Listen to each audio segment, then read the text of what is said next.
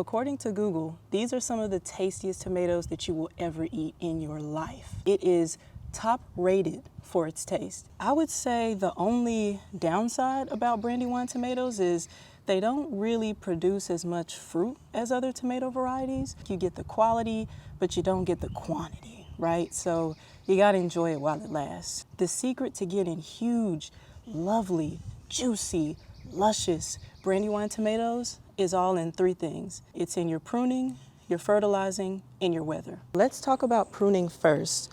One thing that I have noticed with these tomatoes and tomatoes in general is that pruning makes all the difference. When I first got these as little baby seedlings, the leaves were already yellow at the nursery, y'all. When I transplanted my tomatoes, the yellowing got worse. They were in a state of shock from being transplanted.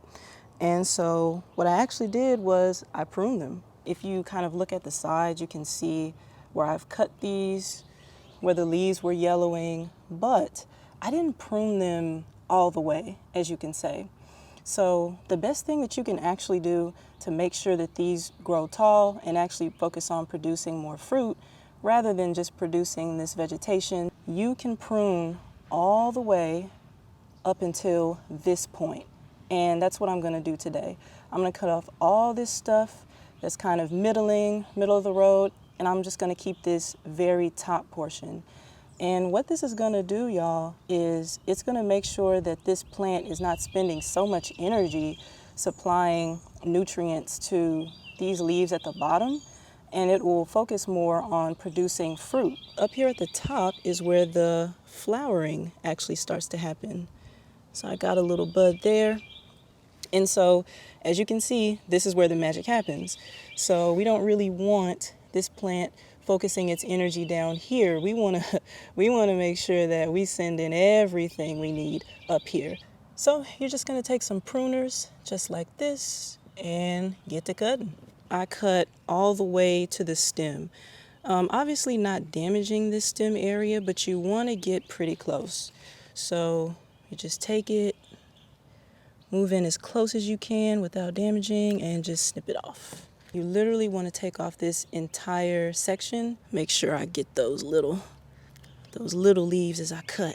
We don't need y'all. I used to be so scared of doing this. I thought I was hurting the plant, which is crazy. Now I'm so scissor happy. You know how you've been growing your hair for a long time and it's all long and luscious, but you got split ends? I feel like that's what this is. Do not let your tomato plant's hair grow that long. Cut those split ends, get them off, and just let that new growth shine.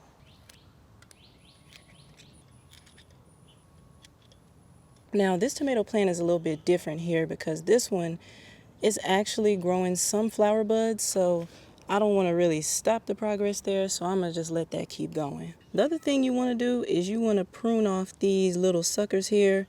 Believe it or not, these are taking up energy because they're brand new and the plant is sending energy to make these big and strong and green like everything else. So, nah, they gotta go though. We can't let them grow up because we are trying to grow what? Tomatoes, not leaves, tomatoes. So these, you can just pluck these off. And crazy enough, you could spend a lot of time taking these little suckers off when your plants really start get to growing. Yeah, there's a lot of them. All right, so that's everything that I pruned off as far as the big leaves go.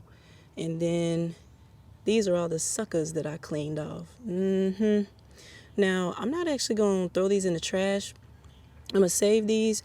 I was looking at another video and they said that you could actually take this, put it in water, and then these will grow roots and you can replant. So I don't know if that's true. I don't know if it's actually going to work, but I'm down to try anything once. So I'm definitely going to save that. The next thing you want to focus on when it comes to making sure your Brandywine tomatoes grow big and healthy and you can actually maximize fruit yield is fertilizer. Tomatoes across the board are divas. It's really hard to grow them from seed, so like I said before, I got those transplants from a nursery. Well, the first thing that you want to do when you actually get these tomato plants is you want to plant them with fertilizer. There's a lot of different advice on the internet about how you should actually do this, but What I've been learning as a gardener is that sometimes you just have to listen to the plants. Well, listen and look. When I planted mine, I actually used fish emulsion. That's really high in nitrogen, and it'll give you that like leafy green foliage. So I did that at the beginning just to make sure that my plant didn't die, you know. But the traditional standard advice is when you first transplant these to give it a phosphorus-rich fertilizer. So when you go to the store, and let's say you go to Home Depot and you're looking at the fertilizers, you'll see 3 numbers on the bag, right? It may say like 364 or something like that. You want to pay attention to that because that is the NPK number, and that stands for nitrogen, phosphorus, and potassium. When it comes to the actual numbers, you can use something like a 94515 or a 153015. Just make sure that middle number is high. That's the phosphorus. When you're first putting those transplants in the ground, you want phosphorus for strong root development. That is what you want to focus on. Once you get to the stage that I'm at, which is like the pre-fruiting, kind of flowering stage, then you want to go in with the high phosphorus again, but not quite as high. I'm going to be using this one today. I got it from Home Depot, and it's for tomatoes and vegetables, which is great. I would say this is a good all-purpose fertilizer because it's a bit more balanced, but it still has more phosphorus than nitrogen. So this is really good for me because I'm in that stage where I'm trying to grow flowers, not leaves. So I want bloom development, I want fruit development. And I think the NPK number on this, the nitrogen is at 3%, which that's great because we don't need a lot of nitrogen. A lot of nitrogen is going to give us leafy foliage, and we're past that. We want to grow some tomatoes. Okay, so when we get to the phosphorus, that's what this is right here, that's at 6%. So that's really good. We need phosphorus way more than we need nitrogen. You see soluble potash, that's the potassium. So that is at 4. So this is a high phosphorus fertilizer, which is exactly what we want for this stage. Now, one thing that can be tricky about these bags is they always assume that you're trying to regrow like the Garden of Eden or something, and they don't have anything for just individual plants, which is a little bit annoying. So I went to ChatGPT, y'all, and I just asked them. I sent them a picture of this bag, and I said, if I have 3 tomato plants, how much do I need per plant? And so, as it turns out, you're only going to need 2 tablespoons of fertilizer for each of these. The instructions are pretty vague, unfortunately. They don't say how to apply this fertilizer, but don't worry, I got y'all. You want to come to the stem of your plant and then move about 3 inches out. And then from that space where your finger is, you want to imagine that you're drawing a ring around your plant. So you'll go all the way around, and that ring that's 3 inches away from your plant, that's the ring of fertilizer that you actually want to apply. I saved some rainwater, so I'm going to actually use that good water from the earth. And just water it just like that.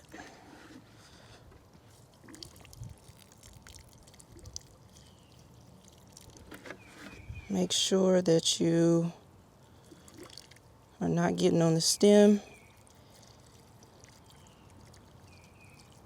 and make sure that you water deeply. This is going to help the plant actually take up the nutrients in the fertilizer. And if I did mention before, this is actually organic fertilizer. So nothing bad in this, just the stuff your plant needs. The last secret to growing big Brandywine tomatoes is to watch the weather, y'all. It's really important to plant these when there is no threat of frost, but also when there is no threat of heavy rainfall for an extended period of time. I actually messed up when I transplanted these. We had an unseasonable cold snap, and I put these transplants into the ground, and the temperature immediately dropped to 50 every single day. And this was probably March 24th. So it was 2 weeks after the frost date, but that didn't matter. What I really should have done was just listen to the weather, listen to the sky, and then make my decision from there. But I didn't do that, and it's okay. I'm still learning. So I'm learning from all of my mistakes, but it was just crazy. As soon as I planted these, there was a week of like 50-degree weather, heavy thunderstorms, and they just couldn't take it, y'all. I mean, they were freshly transplanted into the ground. They were going through transplant shock, trying to adjust into their new home. And yeah, it pretty much just killed these plants. So I would definitely recommend just making sure wherever you live that the weather patterns moving forward from when you plant are actually going to be favorable for your plant. So for me, once I killed those first seedlings, I had to go back to the nursery and I got some more, and I think it was definitely in April. It was definitely in April when I planted those next ones. So I would say if you want to be safe, maybe just wait to plant Brandywine tomatoes in April. Maybe mid-April could be good for you. These are very sensitive plants, which makes sense, right? It takes a lot of care to make sure they don't die and you don't get a lot of tomatoes, but they're delicious. I feel like that makes sense to me. Like the theme matches the effort that you have to put into these things. One thing that I used a lot was a tarp when there was heavy rainfall, just to kind of protect these and make sure that they didn't become overwatered. It was a really ghetto setup. It was just like 4 logs that I had placed in the corner of this huge bed, and then I had draped the tarp over the top of it. And it worked. I mean, it worked for a long time, but if you want something that looks aesthetically pleasing and protects from the cold, then you can do like a frost cover.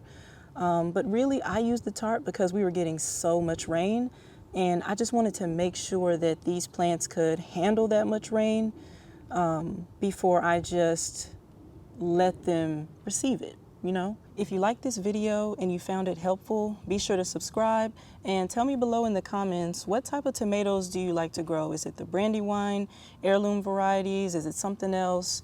Let me know. I wanted to start with what I thought was going to be the tastiest, but I'm always down to know anything else that I can grow easier. I might sacrifice on taste if I can grow something easier. So let me know what you're growing. Until next time.